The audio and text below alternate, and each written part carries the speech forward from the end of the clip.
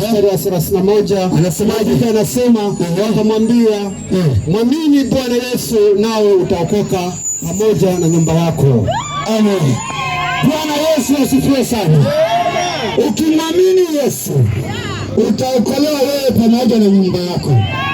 Kuna watu wanaishi dunia hii hawamwamini Yesu, wanaamini waganga. Kuna watu wanaishi katika dunia hii hawaamini Yesu, wanaamini misukule. Kuna watu wanaishi katika dunia hii hawaamini Yesu, wanaamini watu. Tunataka tukupe habari njema. Yesu ndio wa kuaminiwa. Katika maisha yako mwamini Yesu. Katika biashara yako mwamini Yesu. Usiweke vizimba kwenye biashara yako. Usiweke misukule kwenye biashara yako. Usilete udii kwenye biashara yako.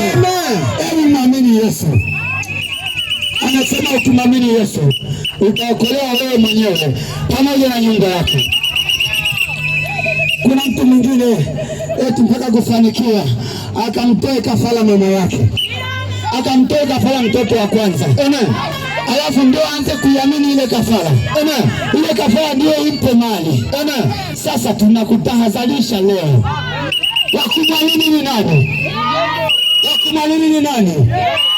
Wakumwamini Yesu. Haleluya. Haleluya. Haleluya.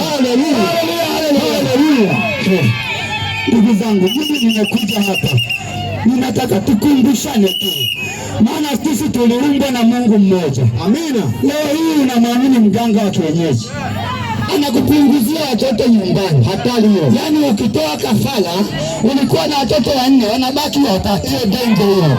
Wakibaki watatu bado siku ya siku anasema ongeza na mwingine. Wanabaki 2. Siku ya siku anasema ongeza na mwingine. Hatari hiyo. Anabaki mmoja. Siku ya siku ongeza na mwingine. Hatari hiyo. Wanaisha wote. Wakiisha anasema kamtoe mama yako. Amen. Wakiisha anasema mtoe mke wako. Amen. Hizo mali ni raha, ni hasara. Ni hasara hiyo. Ni hasara. Ni hasara, ni raha. Ni hasara hiyo. Tunatakiwa tumwamini nani? Yesu. Yesu anakupa bure. Amina. Yesu anatoa bure. Amen. Yesu anagawa bure. Amen. Ndio maana anaonyeshea hata wachawi pia. Ndio maana